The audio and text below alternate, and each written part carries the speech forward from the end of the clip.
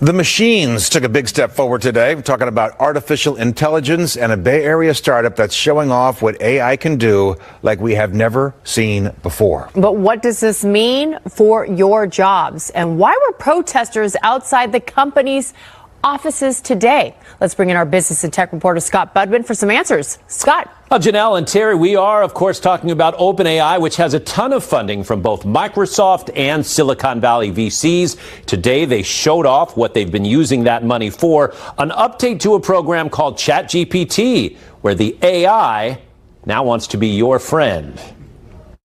Once upon a time, in a world not too different from ours. And that's how the story of GPT-4 begins, with a phone that wants to be your friend, or at least help you with math. The first step is to get all the terms with X on one side and the constants on the other side. But even as OpenAI rolled out the latest chat product at its headquarters, AI later, safety now! AI later, safety now! A group called Pause AI protested outside. We're out here asking for OpenAI to be reined in until we know that what they're doing is safe and that they're doing it in a safe way.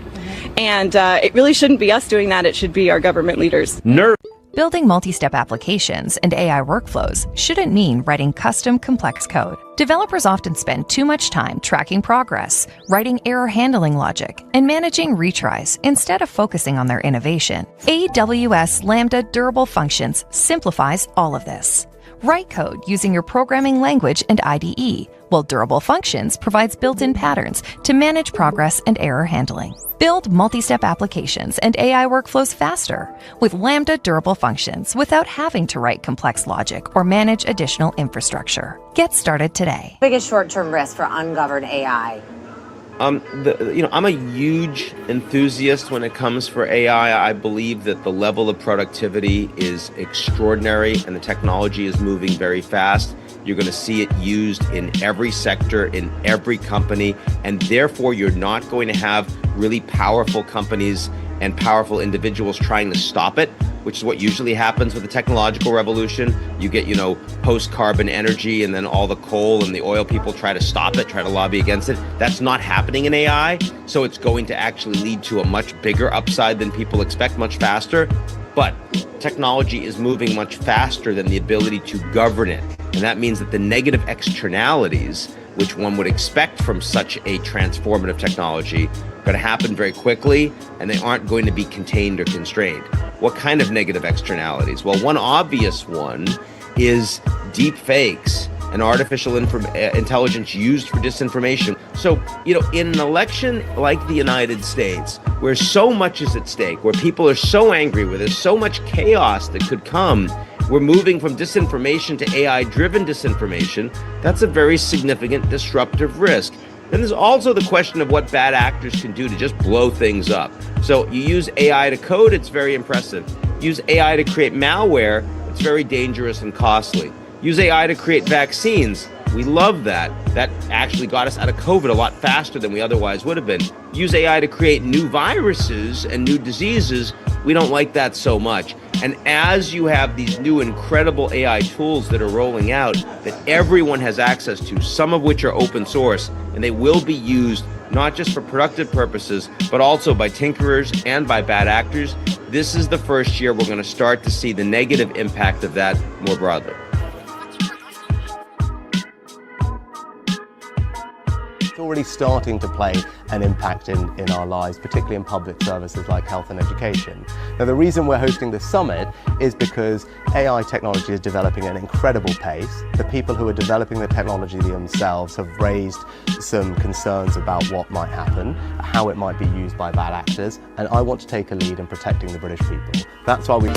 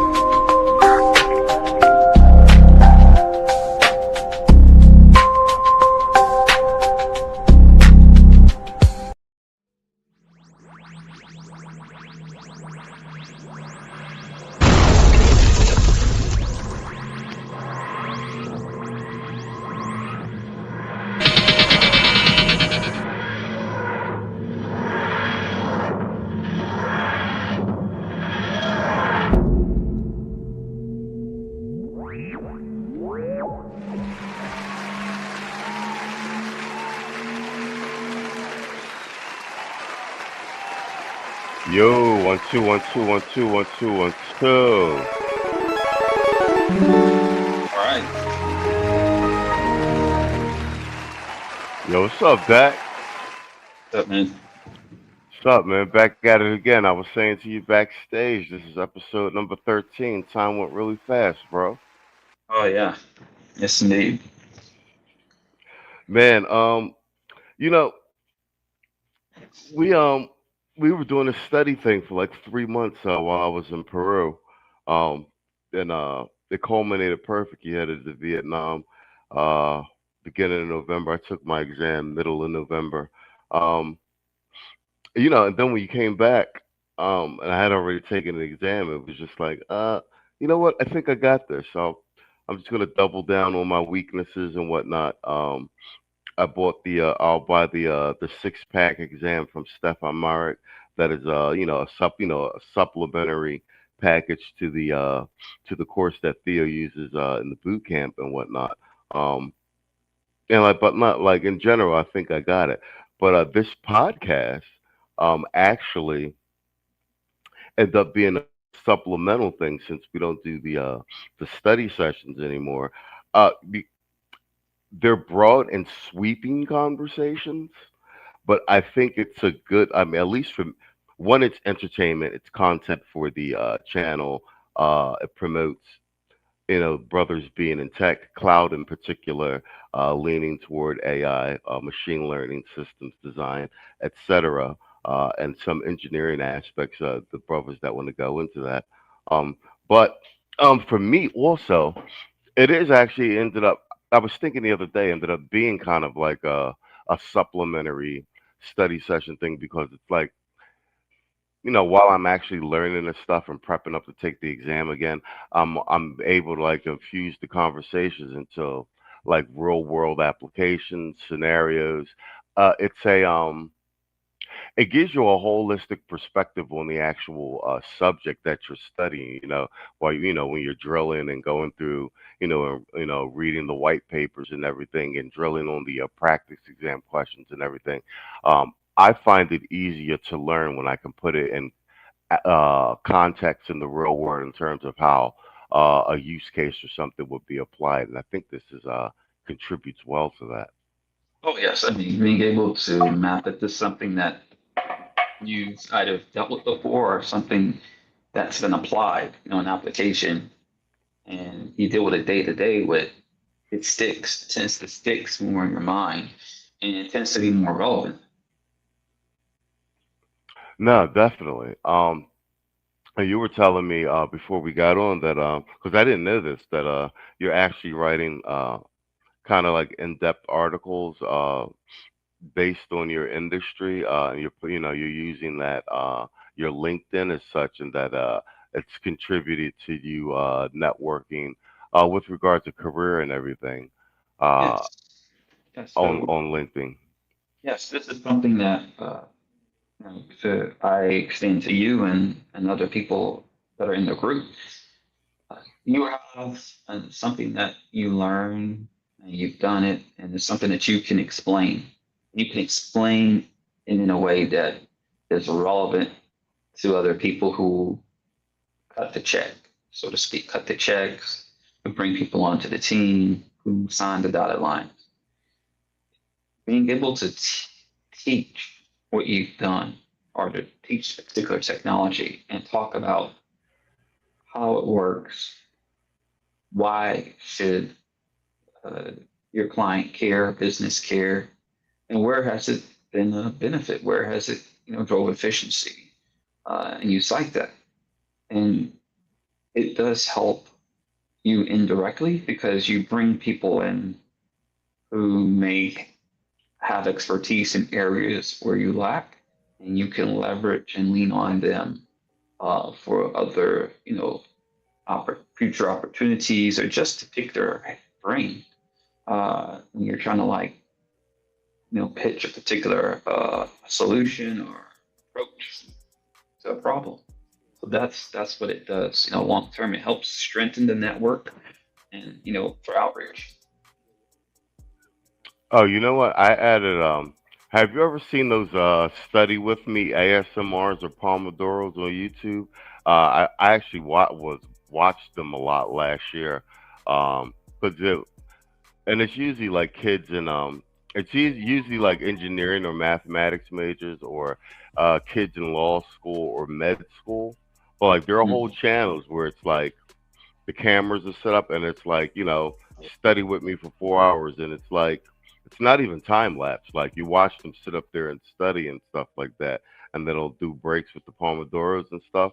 So I actually got really into actually that type of content. Normally I'll usually like to watch the hot Asian chicks do it who are going to med school and shit. You know what I mean? Well, I know what you mean when that kind of breaks it back when I was in university. I was studying with them, Yeah, so like it'll usually be like a lot of Korean and Asian chicks for either med school, or like some of them are at like Cambridge or Harvard. But so I study. I usually have 2 study sessions a day. Usually, like when I'm not. We streamed this morning, but I'm usually up early, and I'll head to Starbucks or like one of the co-working spaces like early in the morning, like somewhere between 7 and 8, and I'll get my 2-3 hours in just going through notes, hand rewriting stuff, doubling down on stuff, the two domains I'm weakest in. Then I'll come back and start working on the channel, go to the gym or something like that, and then get ready for a stream that I would normally do in the evening. But because I'll be watching those Pomodoros and those study with me, I was like, you know what? I got this tech support joint. Sometimes let me do one of these study with me joints, and I have it. I just started it this week. It's in the members section, so you wouldn't be able to see it. But here, look, I'm going to pull it up. I'll show you because I think I did one Monday. So hold on, let me pull it up. And I actually ended up liking doing it. Hold on. So this is the one I did 2 days ago. This was study with me. This is for the cert. So let me actually pull some of it up. And this was I think I studied for an hour and a half. And what I realized is, oh, I can like turn this into like a study journal. Like your personal accountability partner type shit. Right. Like, did I actually study? Like, nah, well, it's live on air. I actually did study. So this was me. And what I do is I actually talk through some of it, like, because I use Obsidian, the Markdown tool, to like consolidate like my notes, PDFs, and stuff like that. Because you have notes all over the place, but Obsidian ends up being my main study repository. So I was showing them. You see, these are the slides from the Stephen Marek course.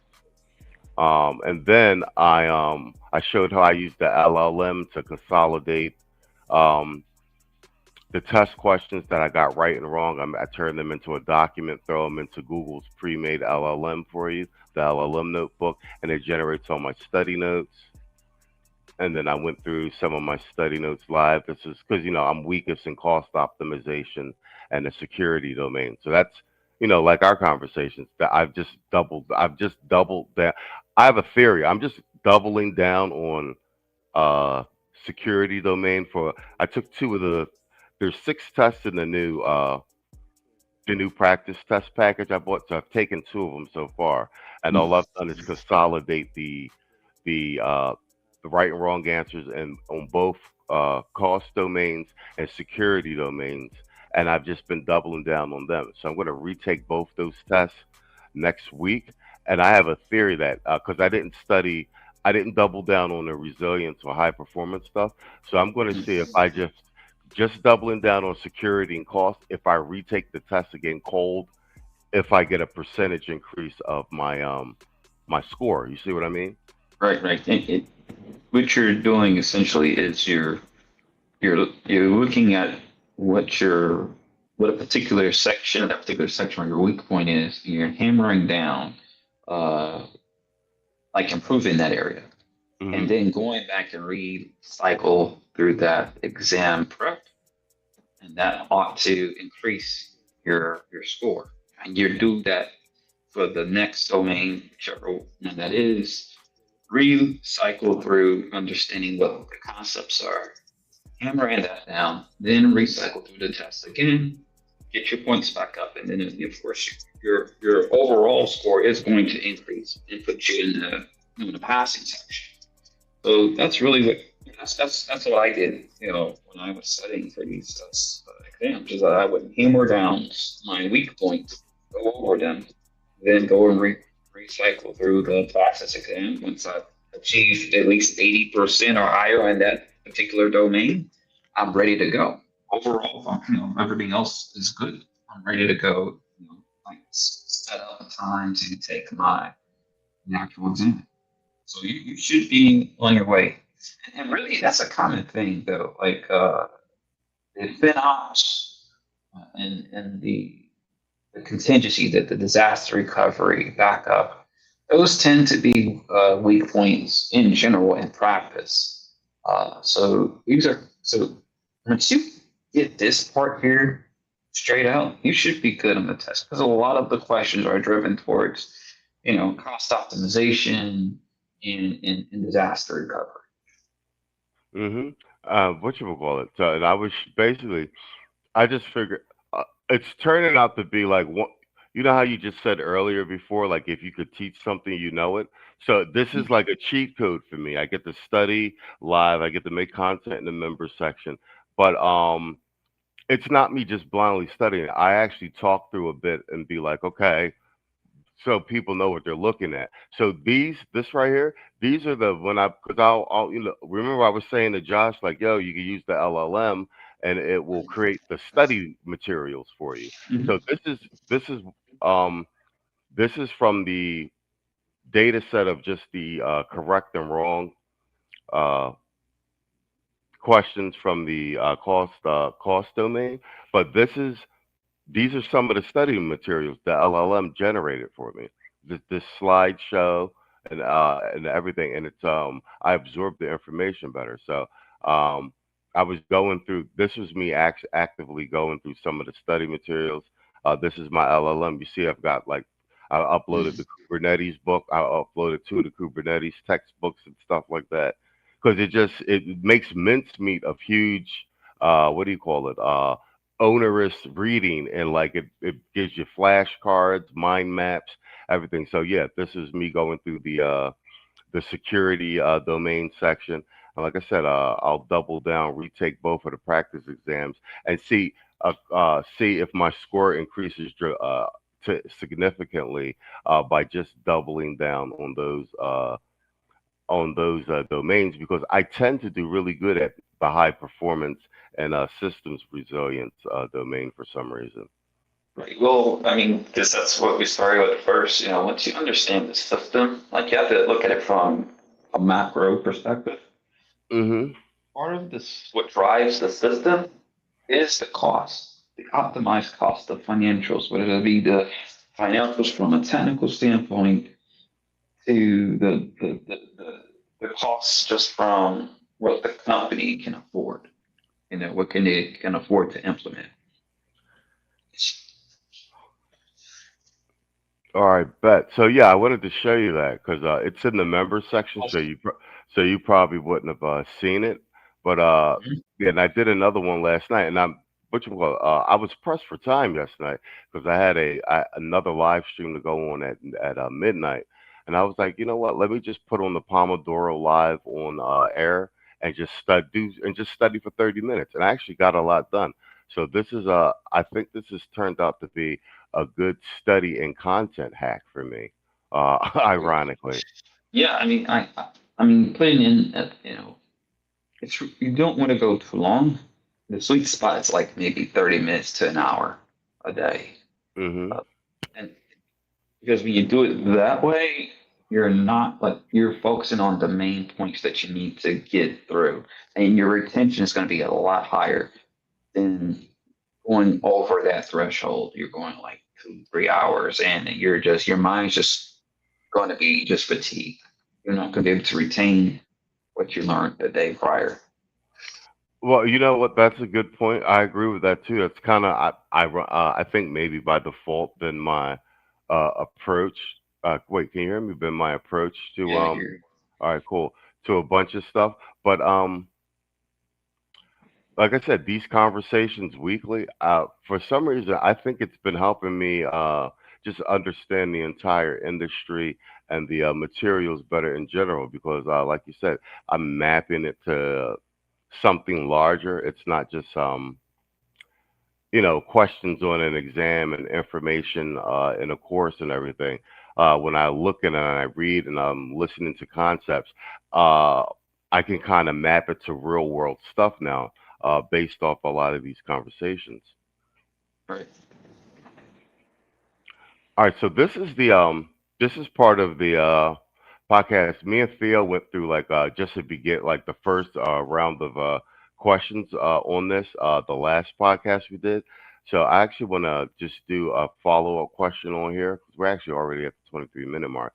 It says this is from Amazon Web Services. This is from their official channel, but the conversation was with off-the-shelf AI won't cut it, the real deal on model customization, Amazon Web Services. The guy's the one who's actually doing the real designing and the heavy work. The female is more the one in the burgundy sweater is Mhm. I guess she's more of a consultant or something like that. So a lot of her answers aren't going to be technical, but the guy's spot on with a bunch of stuff. So I'm actually going to jump into some of this. We're going to listen to some of this. I might have to fast forward through till she gets to a decent question, and then we'll take it from there. Like sometimes we'll talk to organizations and they're like, I have a ton of data. Right. We're like, yes. Good problem to have. Yeah, we're like, yes, you have a large volume of data, but like, what is the data? And like, is it actually aligned to what you're trying to do? I think the other thing is the evaluations are so key, right? For most of the problems that we're working on in kind of the customization space, it's not like an off-the-shelf benchmark that we're trying to improve against. For a lot of like what we see, the foundation models have already been kind of like aligned to try and beat those leaderboard metrics, right? And so we're not going to like go and try and like do that, but it's more like we're trying to make the model follow the style and tone of your organization, right? And then you need to know, well, how do you measure that? And like, what does that look like? And how do, can we use another model as a judge of that? Or do we have to have human evaluations? Usually it's kind of a mixture. Sometimes it might be like more of a classification problem or like something that you could grade, right? Like a multi-choice like a multi-choice test, you can figure out if the model answered the right answer. And so that's a big part. It's just figuring out what are you trying to achieve and how are you going to measure that? And then that sets you up a lot of the way, because then anything you get as a baseline, that's now you can do a champion challenger and say, all right, can I improve the performance of that? Can I keep the performance but decrease latency? Like that gives you have to have that starting point to work from. Sure. So it's like good compared to what, right? Yeah, and you need to establish that up front. So all this talk of data, Ali, is making me think a lot about, your clients in particular in highly regulated industries, knowing that, there's governance, there's security, there's compliance, there's, VPC considerations. So tell us about the conversations that you have when it comes to, you have a business leader that sees that flashiness aspect of AI and they want to get going. And then you're like, well, wait. There are some considerations here. So how does that go? Yeah, so I had one of these conversations this morning, just before I came Coincidental. here. Coincidental, exactly. Yes. So it was with a very large defense company. As you can imagine, with us, the three broad categories that prevent an organization from rolling out a more like off-the-shelf solution as a sort of coding agent are some sort of government regulation, some sort of infosec, or IP worries. Right. Essentially, they don't want any of this to egress, or any of their information to egress their organization for one of those reasons. Of course. And when companies come and talk to us, because we are able to deploy into either a VPC or on occasion fully on-premise, there are a lot of questions that get raised. A lot of it around actually, is your solution truly air-gapped and truly like deployed into just our infrastructure? Does it phone home in any way? But once we've got beyond that, then the conversations become centered around like, hey, we've seen all of these other tools that like we can't use. How analogous are you to them? Where do you match up on the evaluations, as Hannah mentioned? And also then comes often the killer question, which is like, hey, we have a use case in mind. The code base is like 25, 30 years old. It's mostly in the head of one guy who's retiring. Naturally. How can we use your tool to sort of like lift that load and actually make that a productive code base again? We get a lot of that sort of stuff. So yeah, I guess with these large organizations, they come to us in search for a solution that can actually be deployed in their highly regulated sort of environment. And once they've established that, then they're asking for all the bells and whistles. Okay. Yeah. Let's stop it right there, and I'll do some quick decoding. Off-the-shelf AI solution, not always the most practical for some enterprise. In this case, defense client. We got IPsec concerns. We've got legacy code and infrastructure concerns. Is it going to be deployed on-prem or VPC, etc.? Those are some of the bullet points. What say you of the conversation in total? I haven't listened to the entire thing yet, but one thing that sticks out to me that hasn't been spoken about is ownership. Taking ownership of the project, meaning, okay, he's a consultant. He's coming in there as, say, an AI consultant, data consultant, what have you. He is there as, okay, I'm here trying to get feedback on the people the processes and their technologies. So the application, our model's 25 to 30-year-old application. Okay, they understand that. Understand there are issues with security, given the fact that it is, defense related. So there's also issues with data sovereignty. Those are all valid. The reality of it is, someone has to take ownership, and the ownership lies within the consultant themselves, because I can go in and help someone and just with a logical architecture and then just walk away. But if I don't set up things in place to where it's a handoff, like I'm handing it off, but I'm handing it off with them a list of directives that they can put in that's going to develop into a rule book, documentation. Here are the stakeholders that we have from security. Maybe they're an ethicist, AI ethicist, whoever it is, the network, engineer, an architect. Bring them into the conversation, because they're trying to integrate this technology, right? Then they're talking about the data. Someone has to be assigned as the data owner on that project. Meaning, once it's handed off, this is the go-to person who's going to be handling with what we call the metadata management, the data, the context behind the data, and making sure that they're auditing this process at the very beginning, which is kind of like what he hinted at, but someone has to enforce it. And that's as a AI architect, we have to take ownership of the project and then start bringing people in, because this is a very meticulous integration. Because as he said, like the model, yes, there's canned models that are out there. But what if they have a model that they've been using for 25, 30 years? It's a local model. And then you have the issue of it, because it's proprietary, it's government, it's federal. They want to leverage on premises. So you have what's called an offline. So offline on premises is where all of the data cleanup is done, where it's like, okay, they have to essentially assess the management of the data, then going into how they're going to go about transforming that data. This is like before we even migrated to the cloud. So that way, any data that's going to be brought into it does not contain any kind of information that's going to be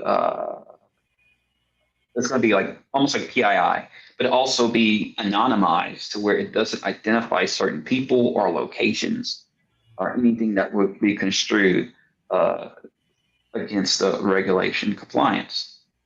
Then you come in and you can talk about, maybe we can integrate this into an AI cloud. Let's say we're using AWS for that matter. We can then migrate some of that transformed data into a medallion architecture, where just like there's a pre-raw staging data. Then from there, once they do that, that's going to include some compliance checks, some data security checks along the way. Then go to a silver layer, which may consist of that consumption of it into like some kind of ingestion layer, where you can explain the data based on the context of the labels.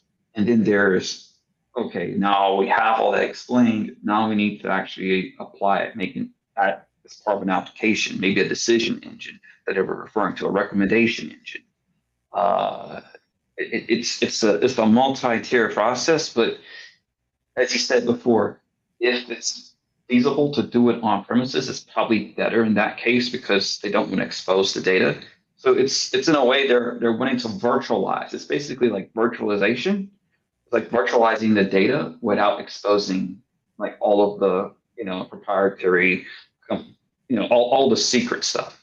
So you can virtualize that on the cloud and use the cloud for the AI capabilities to actually do all that stuff.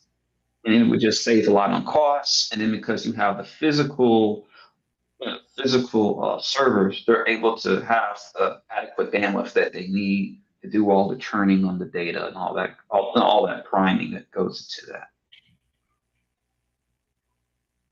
All right, cool. Wait, wow, we're already at the 37-minute mark. I want to play a little bit more of this, see if there's something we can flesh off the bones. And if not, we're going to just jump to this is my architecture real quick, and we'll go through, we're going to do experience, scalable and flexible machine learning batch transformation.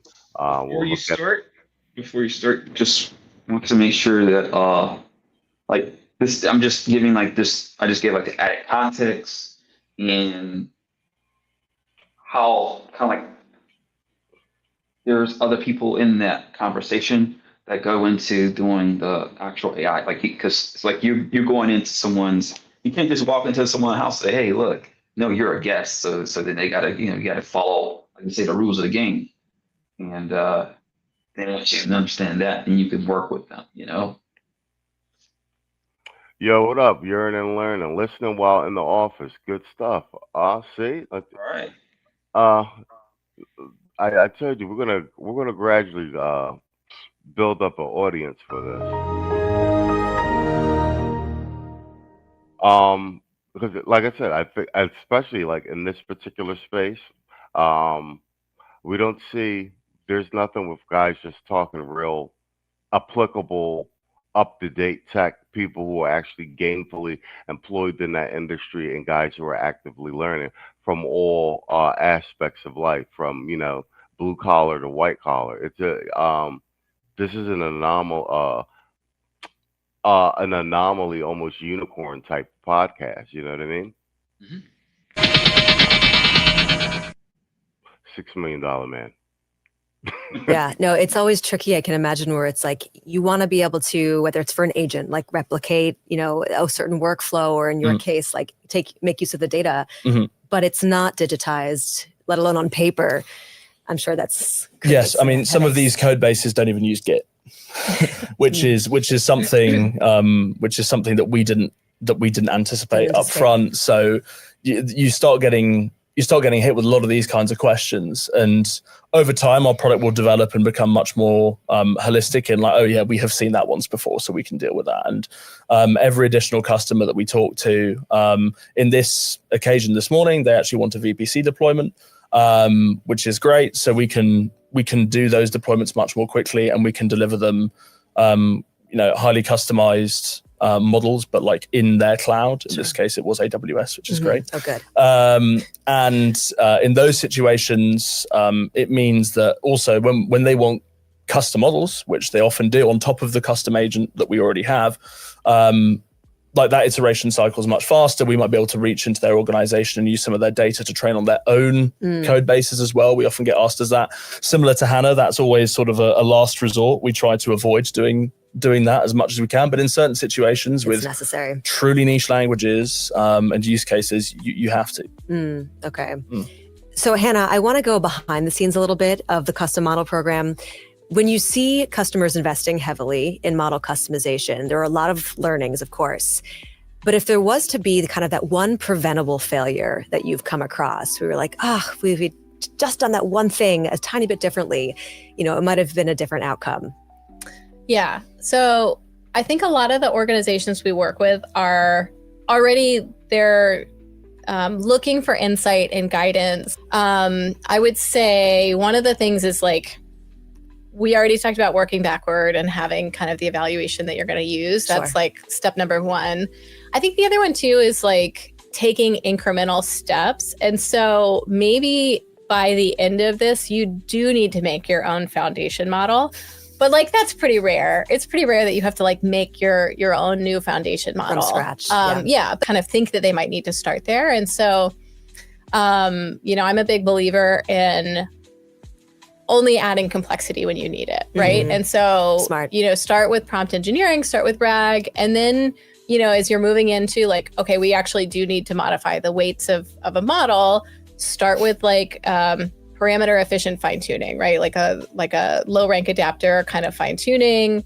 You need less data for that, and the type of data that you need, you can probably use again if you do a deeper set of stuff. Sure. And so I would say, starting with something like a fine tuning, and even reinforcement learning before you jump into like, do we need to do continued pre-training or like more and more, right? The other nice thing about starting kind of at that higher level is it's also, a big part of what you want to develop is it's not going to be like a one and done thing, right? The space evolves so quickly.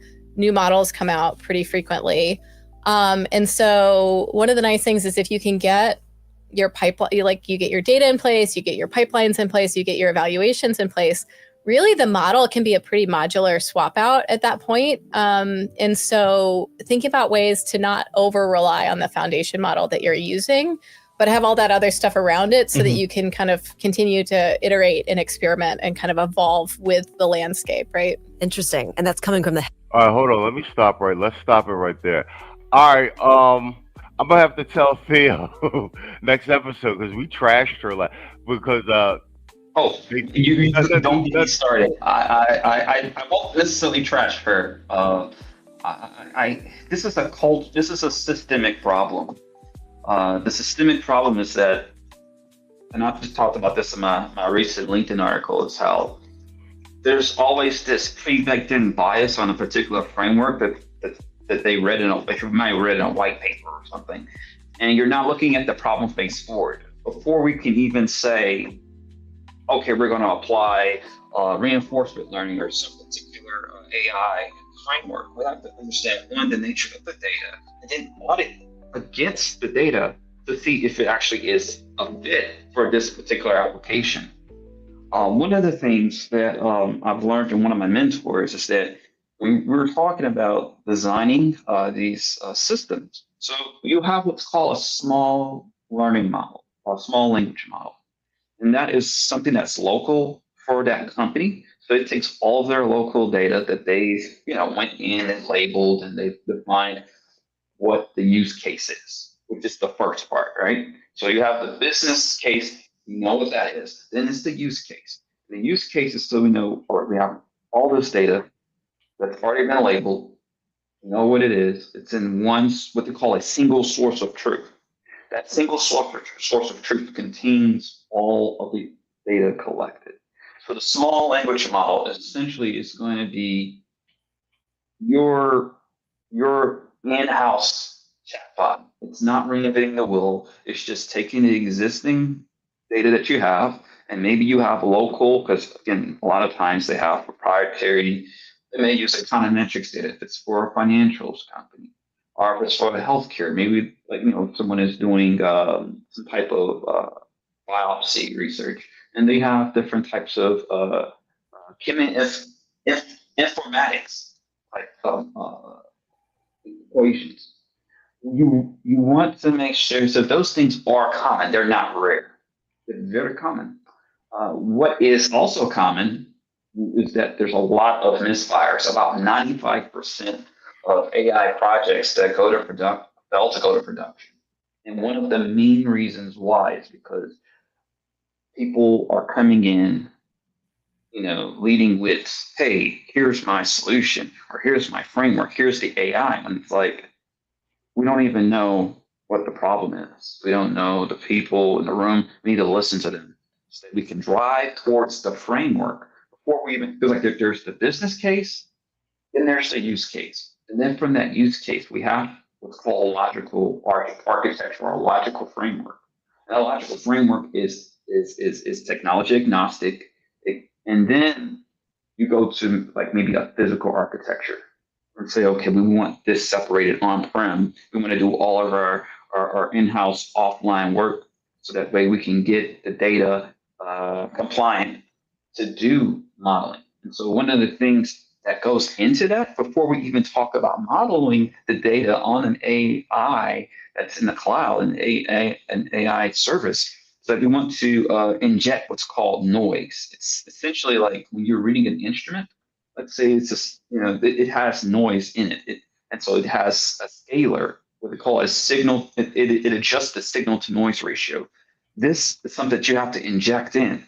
And this is only for the AI itself. So that way it won't compromise on the integrity of the metrics. It's just something that you have to include when you're transferring that data from the on-premises transform data into the model, the AI model.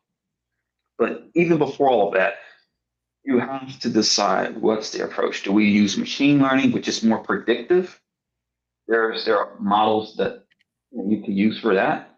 But a lot of times they have stuff that's already baked in their company. So why would they want to lock in and buy a program that's black box? They can't even see what they're doing. But you're saying, okay, you take that faith that it's going to work. And that's why a lot of companies end up failing on these projects, because they don't go from the beginning, make security the priority and the data also priority, and bringing the other people in the room. This is not, I am someone who's, yes, I'm a data professional, but part of the overall structure is security networking in the business. And having those people in those conversations, it's what gets you towards a targeted solution that's going to work and it's going to be more stable. And that's something I noticed that was lacking in the video, but it's very common in the industry. I mean, you would be amazed at the fumbles. I'm talking about Fortune 500 companies fumbling millions because they were pimped out essentially by one of these providers or consultants, because they were just there to get the bag.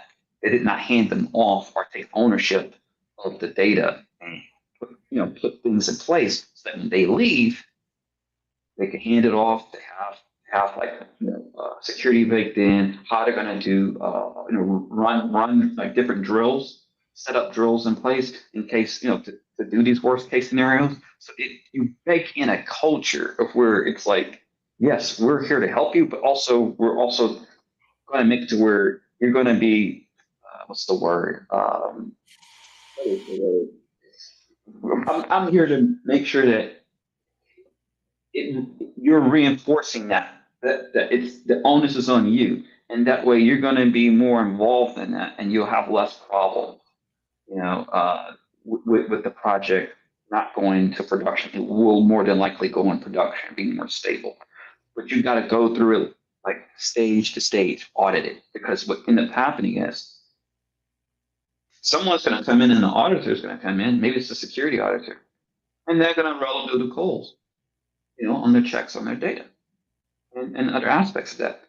So it's better to start at the beginning to think about security than think about it as an afterthought. No, I agree. I agree with that premise. Hold on for a second. If you can believe it or not, we're already at the 50-minute mark, bro. Yeah.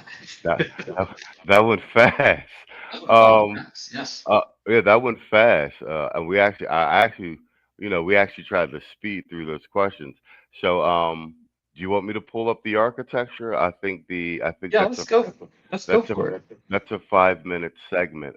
So this is Experian, and it's scalable and flexible machine learning batch. I already looked at the schematic. It's not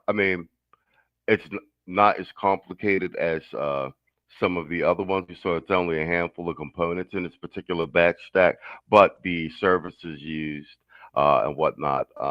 And like I said, this is we seem to be taking it up a notch with the with the architectures every episode. I don't know if you know this or not.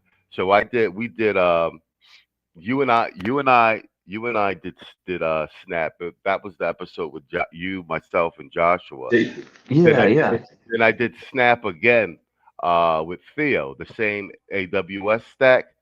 So halfway through it, he's like, "Oh, thanks. This is going to be my. I'm gonna do a variation of this, and this is going to be the new Armageddon." And then he posted in the group, so everybody's pissed. Everybody in the group is pissed Because Theo got the new Armageddon off of the schematic. So then on Sunday, Theo's a bike rider. So I did the Peloton recommendation stack that they use, right? So then Theo goes in again and goes, this is a great idea for a project. I'm going to add this as an extra credit. So quiet storm and people were in the chat like, yo, you're gonna have to stop doing these architecture reviews. Oh man. Oh man, it's so funny. You know what it's like? It's like that I know it's a throwback, but it reminds me of the game Jenga. Yeah. You just keep stacking on the top and you're just adding more. Eventually it's kind of teeter-tottering. Whoever drops it loses. Let's see how far it goes, right? Yeah, the quiet storm was in the chat like, oh man. He's like, you gonna have to discontinue this this is my architecture segment. He was like, until then, complete ban on super chats. Oh my goodness, that is so funny, man. That is so funny. Oh shit. Yeah, and he posted this is the second time it's posted in both in the group. So I'm going to go over this, and I think I might do the same model with Theo on Sunday. So cross your fingers you guys don't get a machine because he's working with Bedrock now. You guys don't get an AI inspired extra credit or another Armageddon based on this segment. Well, let's go, man. All right. And my volume up. Yes, it is. Let's go. Hi, I'm Syed from Experian, and this is my architecture. Well, let me take the banner off.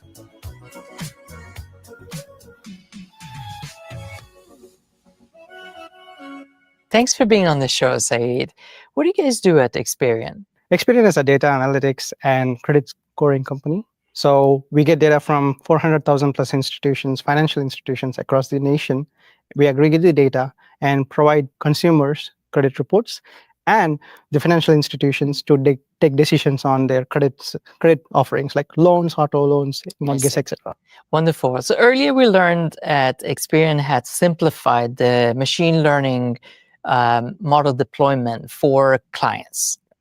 So what are we going to talk about today? What business problem are you solving with the architecture that you also run on AWS? Machine learning model onboarding is just a part of the MLOps platform, right? What comes after that is testing those machine learning models to work fine and training them to make it perfect and deploying them to production and running them in production for batch and real-time use case. Great. So let's dive straight to it. Absolutely. All right. So let's go through the journey. Who's the user and how do they initiate a request? So we have different sets of users. One of the main users is the data scientist who uses the portal to kick off these batch transform jobs. Okay. With that request, do they have to submit any specific data or files? When they do it through the portal, that information is just good enough to execute the entire campaign. Wonderful. Right. And you send it to a managed Kafka? Correct. Correct. Okay. So walk us through kind of the back end. I see a lot of other AWS services. So what's the logic? Yeah. So when the first message is written to the Kafka topic, so it is attached to this consumer. It is the orchestration consumer. Okay. They call it as the orchestrator, which is on Fargate ECS. Correct. This guy determines the execution plan. Okay. Right. So now you have the execution plan.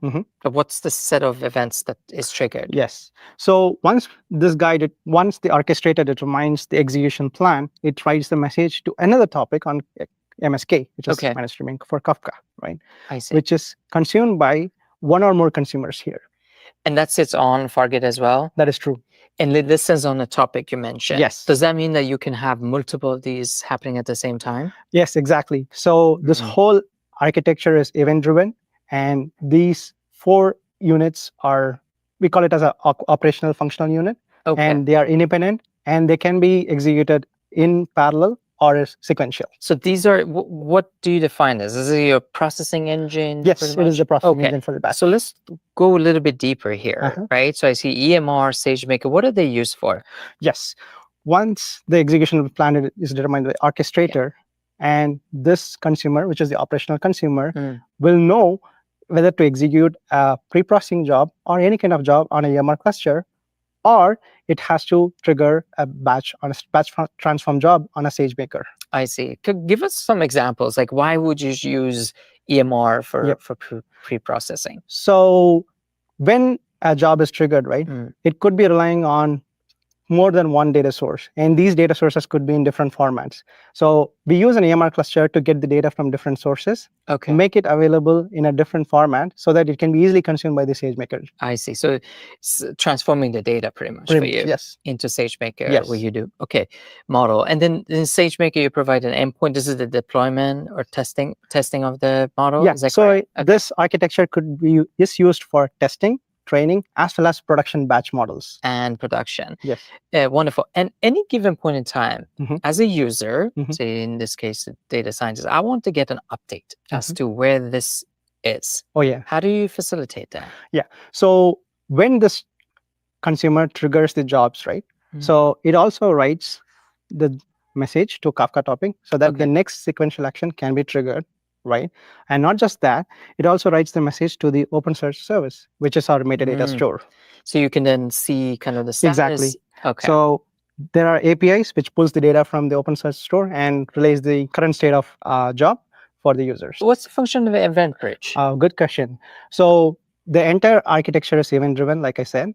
So when there are jobs, state changes happening on the EMR cluster or the SageMaker, they are written or they are actually emitted to Event Bridge. We consume that, right? So this consumes a message, and based on the rules, it writes to, actually it is consumed by another Fargate consumer, which writes the messages to the Kafka topic, which determines the next sequence of actions. Oh, so you can run many different ensembles pretty much, right? Of these. Okay, wonderful.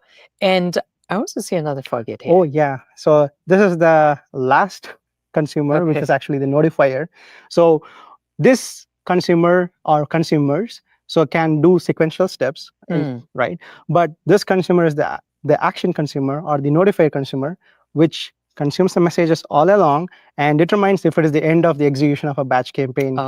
And when this consumer determines that it is the end of the execution, so it writes a message to the portal through different mechanisms, or it writes a message to the open source service. So it lets the notifies the user. Exactly. Wonderful. And you're probably running this at scale. So tell us a little bit more. Like, at what scale is this? Yeah, we easily run about like hundreds of batch campaigns, thousands of models and jobs, and billions of consumers, actually tens of billions of consumers every month. And it is easily scalable. That's the whole point of this whole architecture. That's really impressive. I'll say thanks so much for sharing this story. Thank you, and absolutely a pleasure. All right, cool. Let me run back to the schematic with all the final arrows drawn. Hold on. Yeah, here we go. And bang. All right. I would have drew this a bit differently, because the way it's drawn, it's unnecessarily complicated.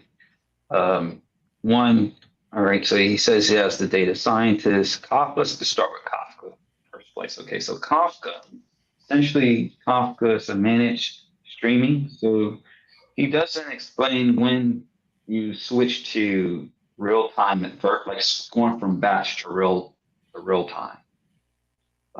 Two, like there is I see that he's using Fargate as an orchestration layer. He has 3 Fargates. He doesn't designate within the design which, it doesn't explicitly say which Fargate does, because there are different aspects of it. So let's say the first Fargate that's at the top, that's supposed to be where they receive the messages, the queue, right? So Kafka does queuing, and it's also can also do streaming. That it could work as a way to as a pipeline, right? So you receive the data, and it's lots of data. You have multiple clients. So the Fargate cluster, that process that it does when it retrieves the request to ingest the data, and using an EMR cluster. So again, where is that data pulled from? It should show okay, is this on premises? How are they doing this?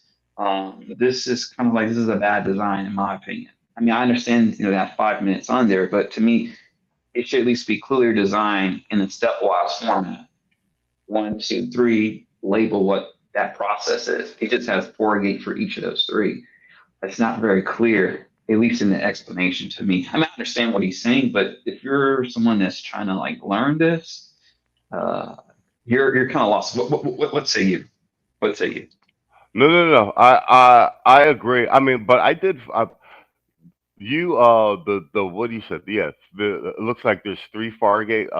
The 3 Fargate layers. Is that's what the There's 3 light processes that are happening, like yeah, three yeah, large orchestrations. simultaneously or in parallel. So Right. as indicated by the light blue dotted lines. Whatchamacallit? I agree with you. Like, I think they give you like simplified versions of the actual architecture, so it's a bite-sized conversation. I would say I, that I the understand. previous people who've been on there, some of them done a better job than like, okay, when they do the flow diagram, like you're seeing the arrow going from one process to the next. And if it's going back to that particular user, let's say it's a data scientist, they can do an API call. So they'll have, like, say, for example, there was one that we did before where they just call it the API layer. They didn't, they abstracted that. It was an abstraction layer. Like adding that into it, it's not something that's too complicated to add in the design. It just makes it a lot more legible is what I'm talking about. Like the legibility. Yeah, I agree. I would have liked for them to explain what's in the different Fargate containers. Yeah, it's just to me, like, I understand what they're trying to do is that, so if someone wants to get their credit score approved, they got to go through, they have to compute all that through a certain system. They do certain models. And so then you go through multiple models and they see if there is a trend where based upon all of these information that they got from the client, and they'll either approve or disapprove their loan, or rate your score based on whatever those metrics are, whether it be FICO or if it's some other proprietary credit score metric.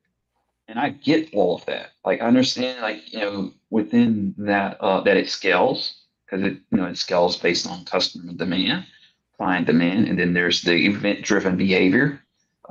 Going between, processing that data that's going into the Sagemaker models, that's going to, execute and give, those metrics based upon that model's analysis, and then circle back to that other Fargate at the bottom, which then feeds the result. It gives a notification back to the user. It's just spaghetti. You might look at it. It's just like spaghetti. If they would just label, like, just say, okay, instead of having Fargate there, just say, okay, this is like step 1, and instead of having just AWS Fargate. That to me is just a poor design. But that's not really main criticism of it. But I mean, other than that, I mean, I thought he did, a good job explaining what the use case was for.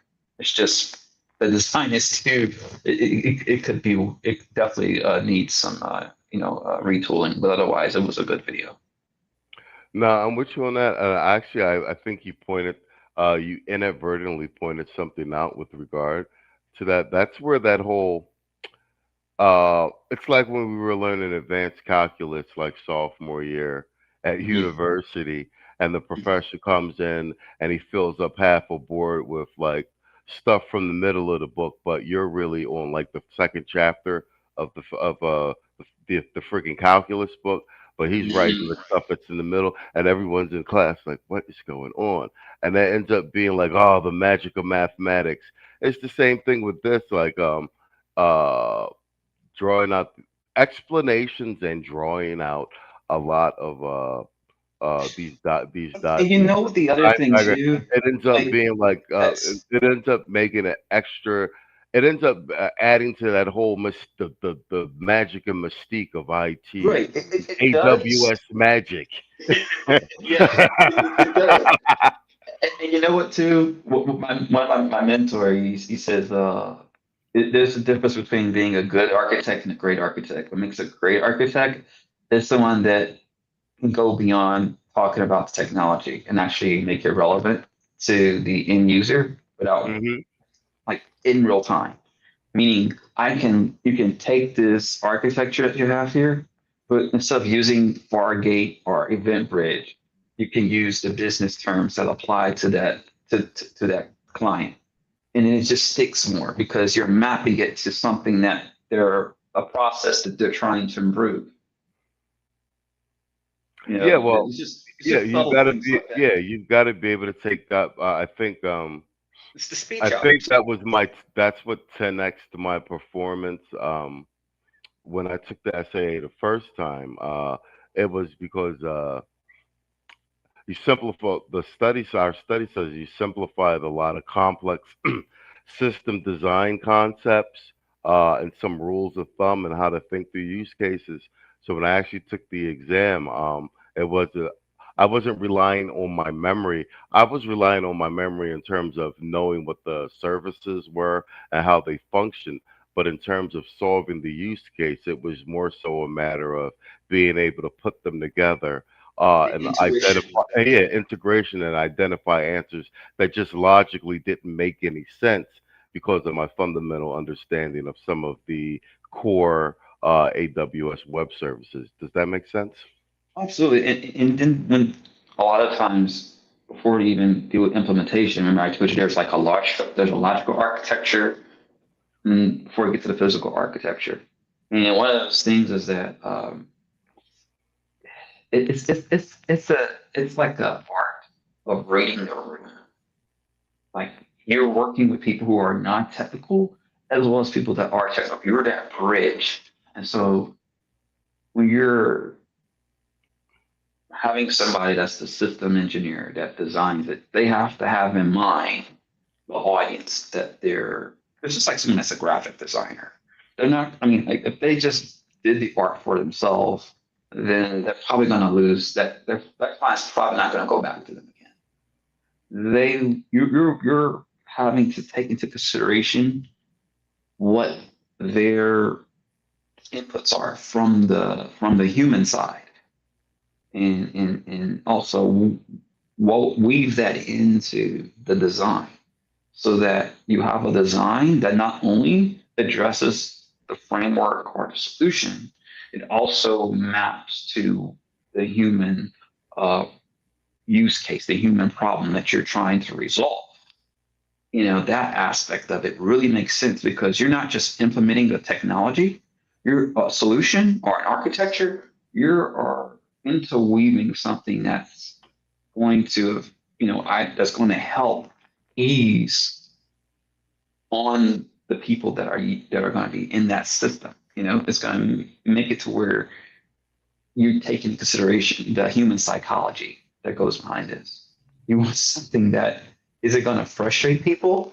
Yeah, it may work, but it's going to work. But you may have people like throwing like a brick at their computer because it's not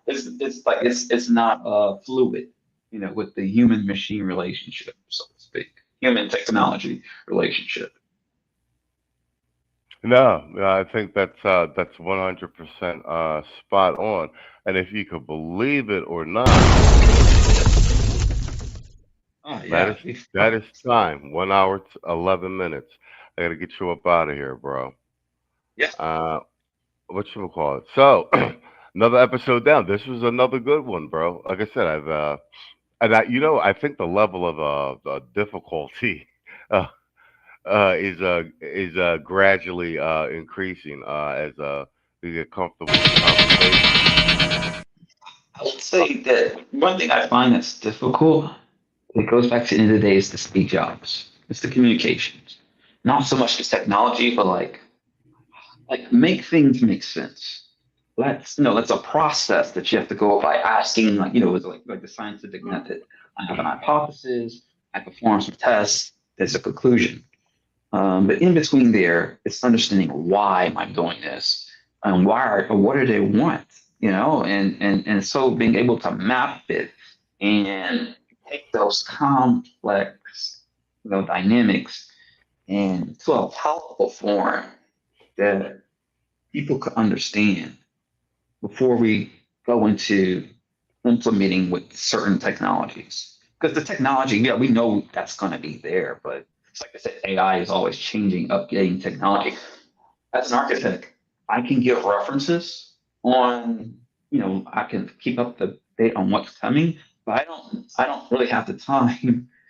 But I can give that information, I hand it off to engineers who can play around and test out these technologies and implement it. That's my role as an architect, is to bring back learning, to upskill and improve the people who are on that project, and putting them in the hands to where, yes, I trust them enough to go and run through the implementations because they're good at it. That's what they do. Like, I can't do it all, Yeah, just me. 100%. Hello, can you hear me? Yeah, this is great, man. This is a great session, man. Great session. Yeah, we got another one for the books. It's episode 13. I guess listen to the replay. I've developed the ability to listen in third person for doing this for so long. Like, I can be engaged, but it's oddly listen as a third person. Like, how does this sound overall to the audience? So yeah, this was a pretty good one. Yeah, any final words? And I'll let you go, man. And I guess we'll tap back in next week. Yeah. I just want to say this was, again, thank you for bringing me on. This is another great session. I think this one's I thought it was really great because it tackles more on the psychology behind the thought process. Like, okay, how should we effectively, think as whether you're a developer, engineer, someone that does compliance work. How do we think through problems? Or do we just go in and allow projects that we've done before to govern what we do in the future? I mean, they're there, but if we're not careful, it can lock us down. It can stop us from thinking creatively to solve the problem that's in our face, like face forward. So I think this particular episode, what we were was to me, I thought it was a really good exercise of that, observing those type of things, as well as, of course, seeing the solutions, how is it applied to different sectors, or in the case for it being the military, defense, and then also financials, dealing with credit. No, spot on. We double down on Kelsey a lot because he's a good avatar for the mission statement and theme of this podcast, as it were. But I had started the initial conversation with Theo on Sunday because he was pretty excited because he'd been working out labs and stuff with Bedrock and everything. So that just took on a life of its own. I ended up pulling up this this system design conversation with some of the seniors over at AWS in terms of these off-the-shelf models, and we had only got through the first section of a question. So I knew you were coming on Thursday, and I said, let's just continue that conversation. So this has been between Sunday and this has been a nice parallel or continuance of a conversation, which culminated very well, I might say. That being said, man, I'll let you. Oh, no, go ahead. Yeah, this was excellent, man. This is the kind of conversations that help bake in the intuition that makes you be more limber when you're tackling, especially for the guys who are going through Armageddon. This will help get them at least a little more perspective on how they should be thinking. Yeah, 100%. I'm actually really, like I said, I like this podcast. I think that if we get to 50 episodes, this is going to be a nice archive of basically the progression with Theo University, and then all of the alumni and all the guys who are getting hired and everything. It's going to be a nice little piece of, I think, a sleeper piece of history. I don't know. I'm usually pretty right about this type of thing. Yes. Yeah, man, absolutely. Well, thank you again. And to all you all who are watching or are watching the replay, thank you all for watching. And hopefully you got, I know you've, whatever little bit you've got out of it, I mean, it's going to go a long way. So don't, just keep it up. And this is great, man. Thanks a lot for having me on, and we'll sign off from here. Yes, sir. See you next week. To everybody, man, we will see you next week, and I might see you tonight if I do a random stream.